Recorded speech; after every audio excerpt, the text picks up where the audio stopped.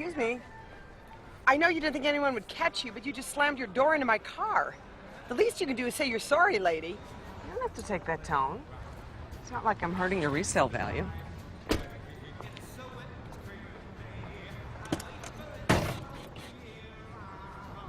I'm sorry. See? Like that.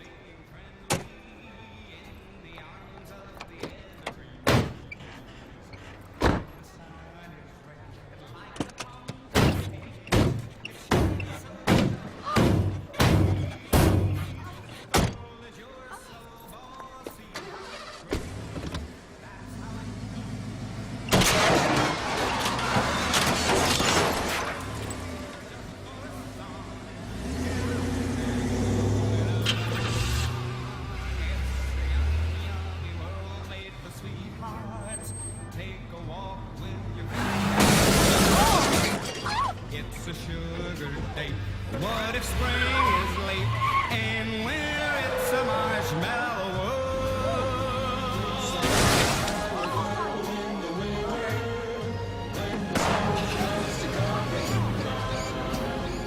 It's the time for play. It's a wet it's the whole year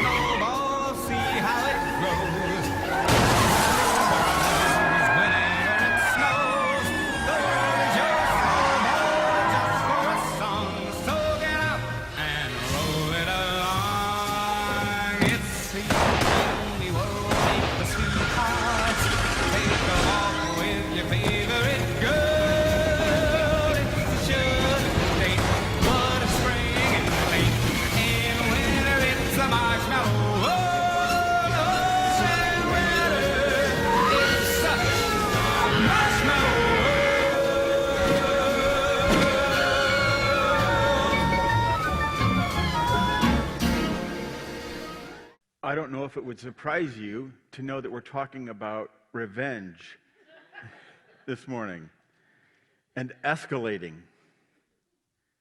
Why is escalation such a bad thing? That's why. One little, Haven't we all at one point bumped the car next to us accidentally? And that's how that can escalate. Why is it so bad? Let me tell you a story. Let's say there's someone and they have a nice house and they're going to be gone for several months. And so they hire this college student to be a house sitter.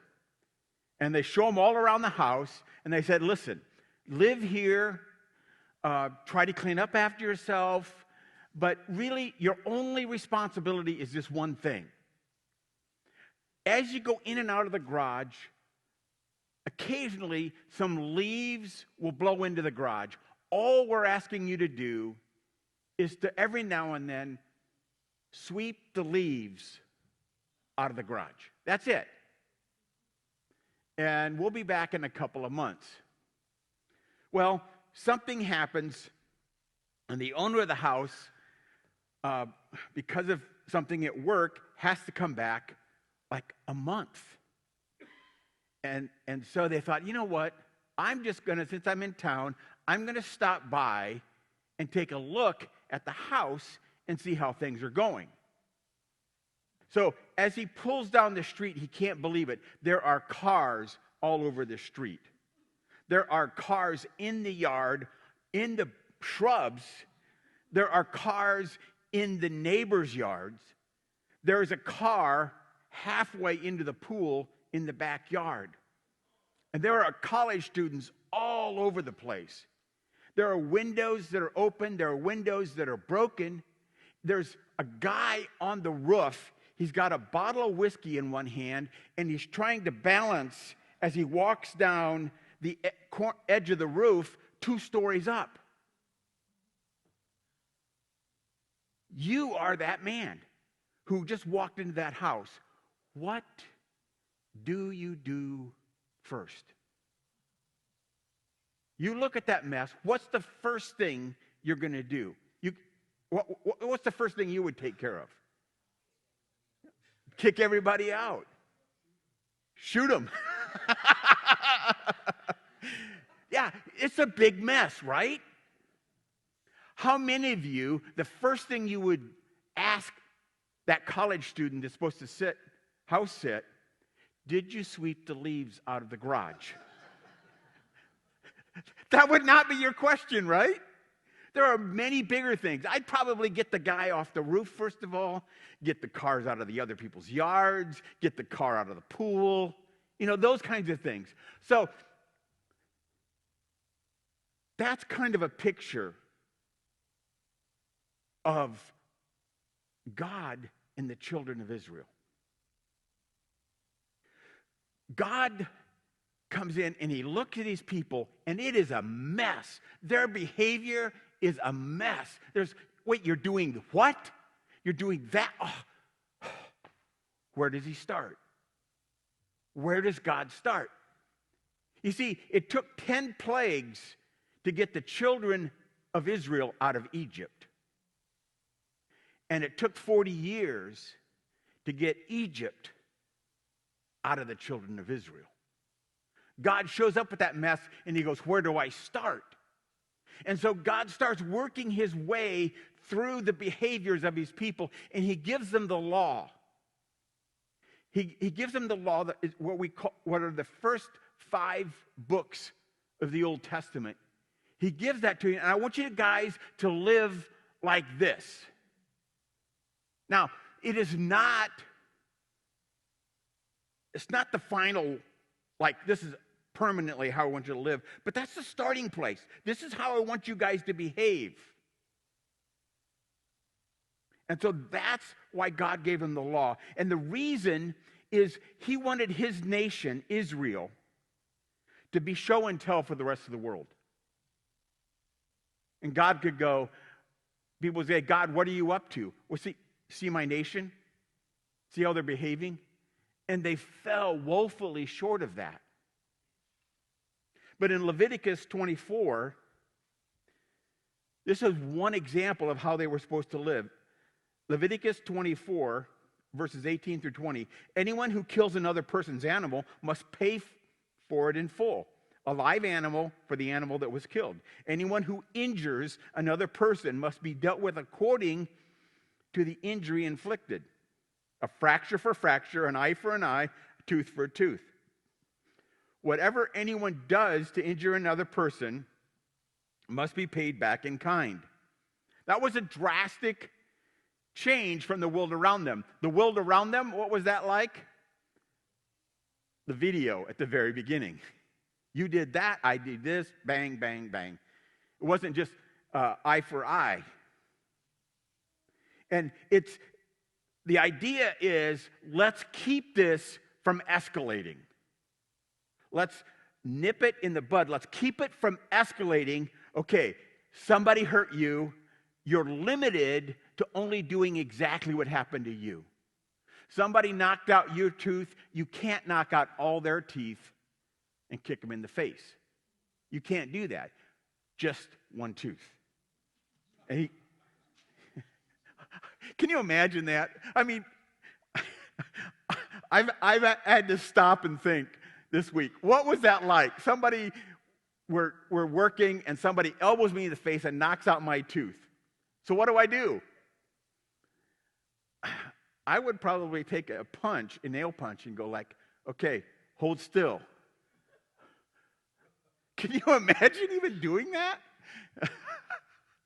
But that was the limit because of the idea of escalation. But the question is, what it says there in Leviticus 24, does that fundamentally change the world?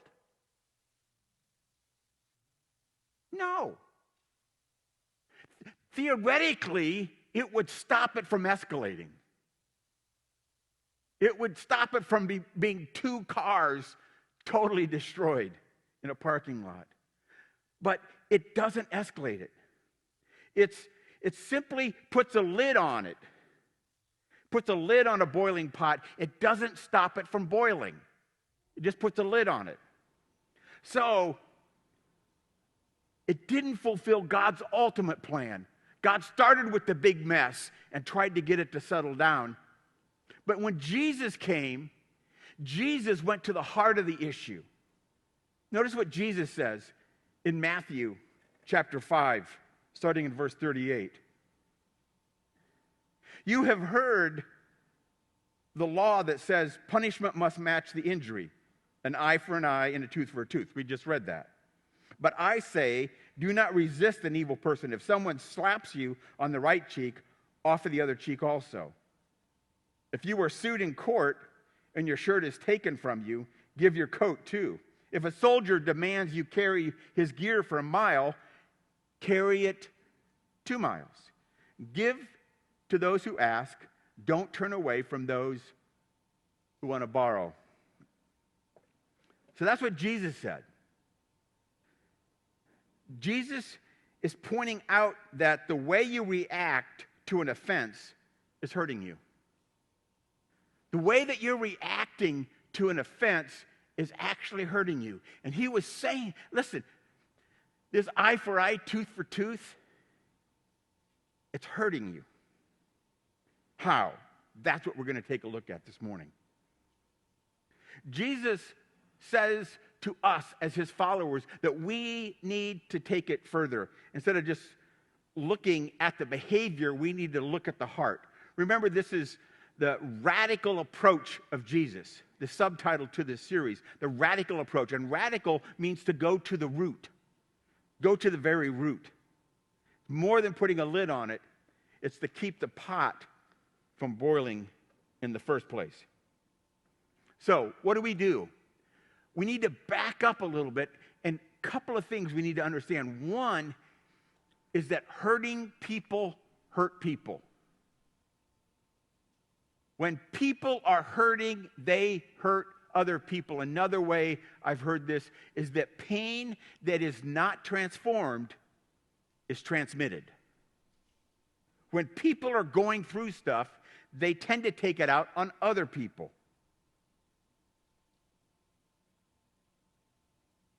How many times, this is a question when you can raise your hand if it's true.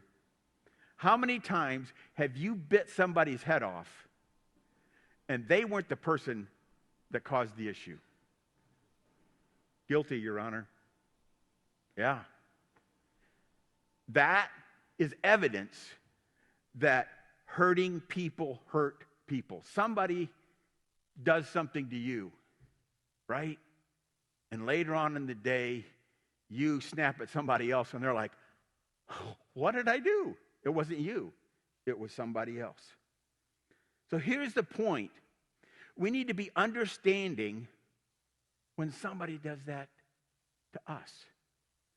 I need to be understanding when somebody does that to me and to try to go, oh, they're probably dealing with stuff. Here's one scenario. Someone you work with is angry, and they think that everybody is out to get them and to hurt them. And that going on in their life causes them to berate you in an email that goes to a bunch of people. Now, a typical response to that would be you give it to them right between the eyeballs, and you let them have it, and you be sure to hit reply all when you do that. And they get that, and they see that everybody else got that, and then they say, see, it's what I thought. Everybody's out to get me. That's the typical response. But what does a follower of Jesus do? A follower of Jesus would go, you know what? I'm going to send her some flowers, or I'm going to send him tickets to a game.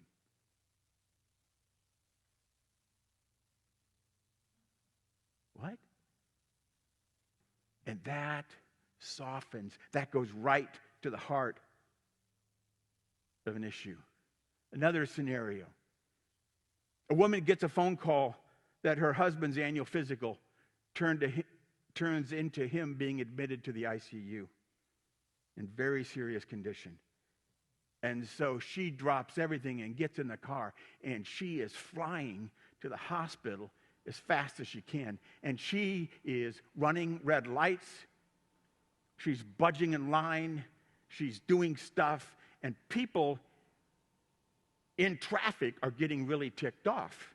And now this person is beside you and has their turn signal on, and they want to cut in front of you. Typical response is you speed up and you make sure there's only 2 to 3 feet between you and the car in front of you.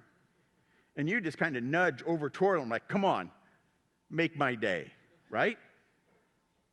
That's the typical response.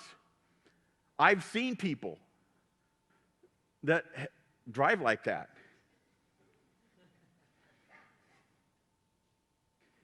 Guilty, Your Honor.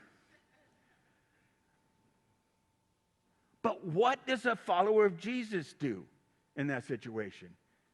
They slowly put on their brakes and they make room for him, and they go, you know what? I don't know what they're going through, Lord, but Lord, help that person. They're upset about something. And you pray for that person. See, that's what a follower of Jesus does. Now, is this a reason to overlook illegal or dangerous behavior in other people? If you see somebody breaking into your neighbor's house, do you bake them a cake? Here you go. No, because God gave you a brain so that you can use it. And use it. But what is Jesus saying? If someone slaps you on the right cheek, offer him the other cheek also. See, in Jesus' day, that was understood to be an insult. Somebody was insulting you. So Jesus says that when you're insulted, you show mercy. What? When you're insulted, you idiot! What do? How do you respond to that? Oh, yeah? You show mercy. Crossways is the title of this series, and that is completely cross to everything that happens in our culture. Jesus says, if you are sued in court and your shirt is taken away from you, give your coat also. Jesus says, when your rights are taken, give generously. Give generously. This is a personal lawsuit. It isn't referring to companies settling disputes, but it's a personal matter. You give generously. And then Jesus said, if a soldier demands that you carry their gear for a mile, carry it too. So at that time, there was a law, a rule. Soldiers had to march, hey, you got to go, 30 miles to there. And they're walking along, their stuff gets heavy. They can find anybody. Here, carry my gear for a mile. And no one could say, I can't, I don't want to. It was the law. Soldiers have a thing called swords. So, yeah, you did. And you did it like a 14-year-old cleaning their bedroom.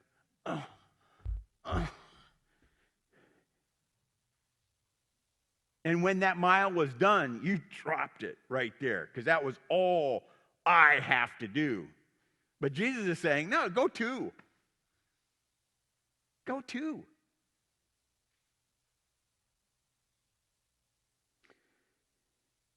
Jesus says, when you are forced, be magnanimous. Be magnanimous. It means showing kindness and overlooking insults or seeking revenge. And I like to think of that as kind of, because I'm a rebel at heart, I think about it's kind of a way of rebellion, right? You're rebelling against what you're typically supposed to do. Oh, you can't make me be angry at you. I'm going to be nice. Ha. You take what they give, and then you change the direction. They're not forcing you. You can't force me to do that. I'm doing this of my own free will and volition. So there. Ha. It's kind of like comedy. Comedy is about, a joke is a setup, right? You get everybody moving in this direction, and then at the last minute you go, woof, like that. Like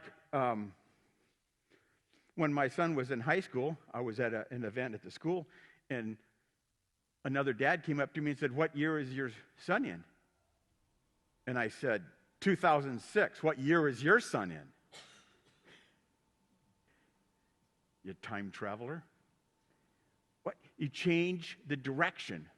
That's what Jesus is saying here. You change the direction of what they're expecting. So here's a process. Here's the process that Jesus is talking about. We start at this. This is mine. That has to do with the law. This is mine. The law says this. This is mine.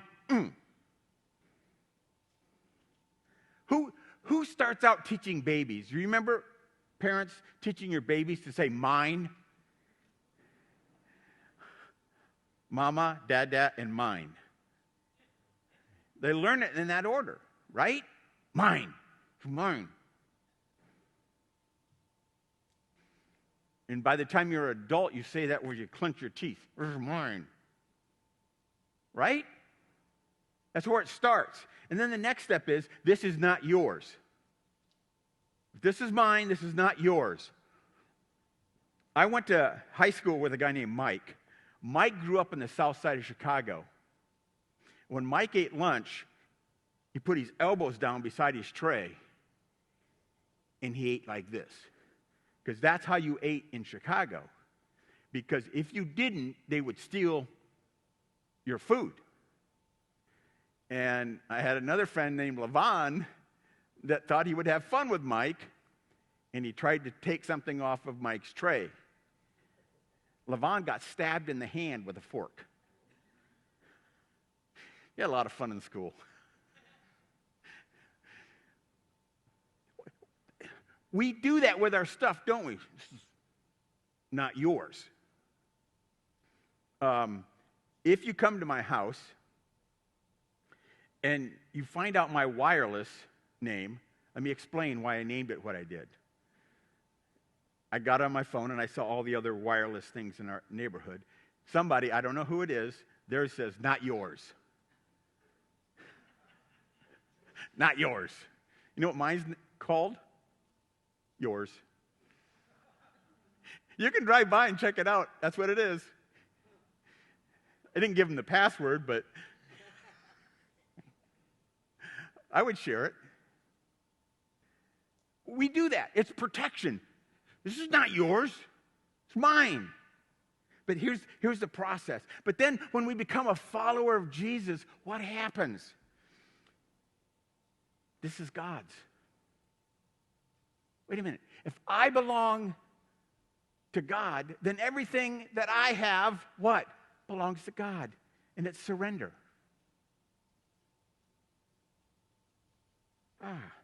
And then it becomes surrender. If everything I have is His, then the question is this: what does God want me to do with His stuff? And then it becomes, this is not mine. This is not mine. And you see yourself as a manager. You see how this is going from mine to not mine? And we're a manager. Who owns our stuff? God. So if God owns everything I have, then I'm managing God's stuff for Him. And when I do that, we're just a manager, not an owner. So what does John 3:16 say? What does John 3:16 say? For God so loved the world that he gave. God loved and he gave. God loved and he gave. God loved and he gave. So if we love, we will do what? We'll give. We'll give. And that brings us to this is yours out of love. Out of love. This is why we don't go after revenge. Somebody wants to take something from me. This is yours. It's not mine anyhow. It's God's. Going through that process. Somebody insults you. I'm God's. Everything I have is already mine. It's God's. And so, when we understand this, it helps us in our response. You see, the bottom line is, this is all about control. The person that offends you can't control you. They can't take from you what you freely give. They can't take from you what you willingly give to them. Give me that. Okay. They can't control you. When you are seeking revenge, who controls you? They do. They do. You have given control of your life to the person who ticked you off.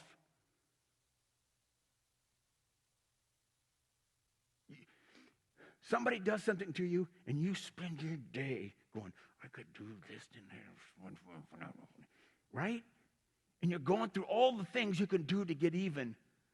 And we'll do it. And in your mind, there's a crowd there. And when you do that, they all applaud. Yeah. And you think about that. And that thing is controlling your thoughts all day. This series came out of the series in the book of Philippians. Philippians, joy, the book of joy. What does joy come from? Paul says it comes from your mind. He used mind in Philippians 13 or 14 times. Joy comes from the mind. How is our mind changed? Our mind is changed according to Philippians because we have the mind of Christ. So what is Christ's mind like? So that's why we're going through this. We go, oh, see, if I'm going after revenge, that messes up my mind. My mind is moved from this direction to this direction and all my stuff. And guess what happens to joy? Have you ever seen a joyful person seeking revenge? Doesn't happen. Doesn't happen. You go for revenge, all the joy runs out. Runs all over the floor. It runs all over the floor. They can't control you. They can't take from you what you willingly give. They can't control you. But then here's the deal. When you get insulted, when this happens to you, you find out that you can't control you. You ever done that?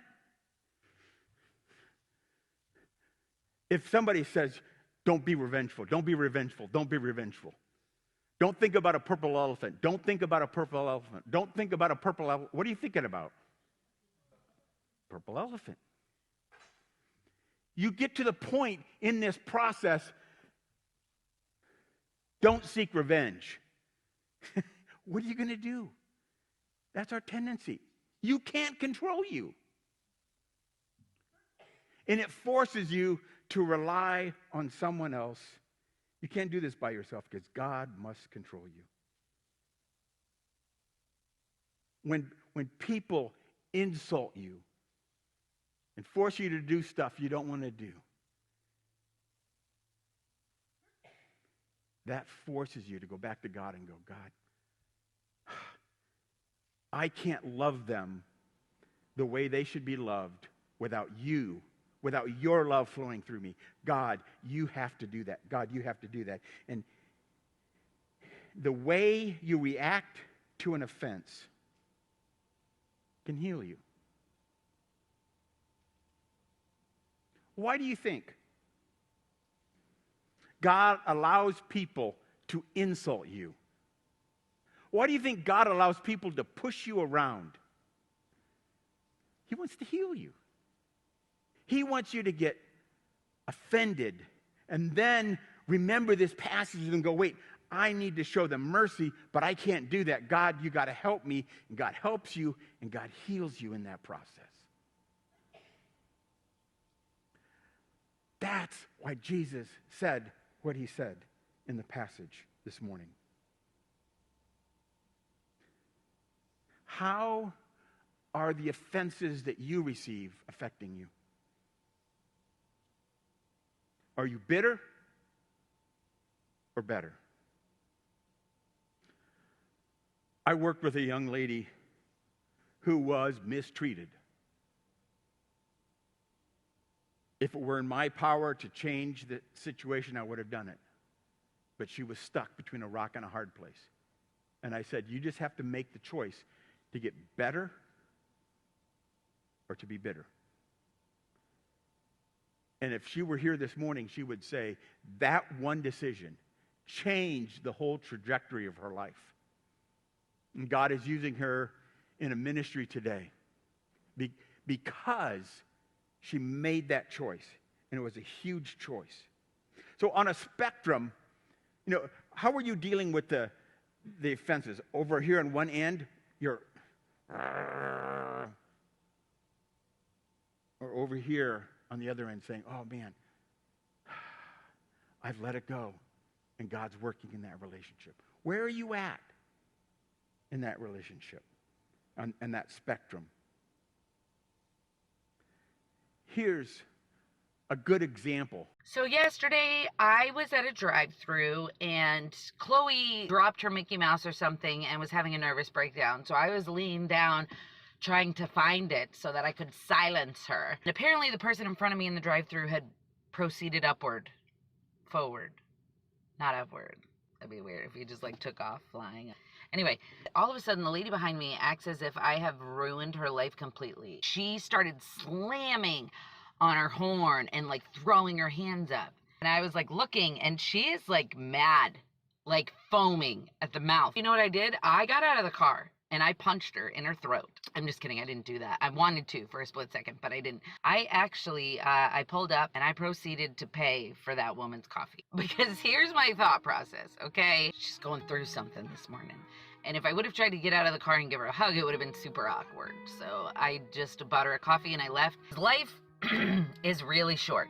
I don't know if it's because I tried to end my own life at one point or because both my parents passed away or what, but I'm constantly thinking about how short life is. Here's the thing. We have no idea what other people are going through. When people, strangers I don't know, are rude to me or cut me off or don't say thank you when I hold the door open, I don't take that personally. I just remind myself that they are going through something that I know nothing about. They could possibly be leaving a loved one's funeral, on their way to visit the divorce attorney. They could be in the middle of a custody battle. They could have had the morning from HE double hockey sticks. And so instead of retaliating in an attempt to get some kind of justice, I try to be as kind as I possibly can, because it's those people, the people that are grumpy and harboring resentment and angry, those people need love the most.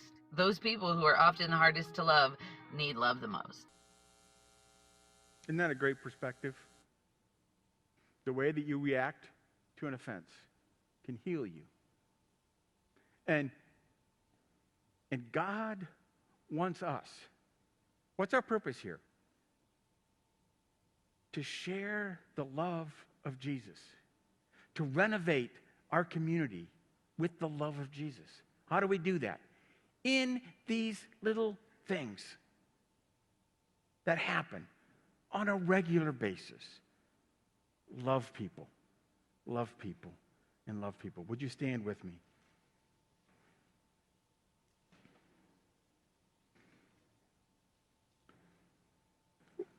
Where are you at in allowing God to use that? Are you on the escalating, or you're getting eaten up inside with thoughts of revenge? Or are you at the point of surrender, saying, God, I surrender, and I want your love to flow through my life? I'm calling you every time this happens. And I'm sorry. I'm really sorry. But because I preach this message today, what's going to happen to you tomorrow? I'm sorry. God, listen. You're going to be tested. You're going to be we're all going to be tested, especially me, because I'm the one that opened my big mouth. You're going to be tested. We're all going to be tested. So let's just right now commit to say, God, please allow us to respond in a way that honors you. Let's just surrender to him. Let's pray together. Father, this morning, we surrender. We give up. We can't do what you've called us to do in our own strength. And that's the whole point. You want to work through us.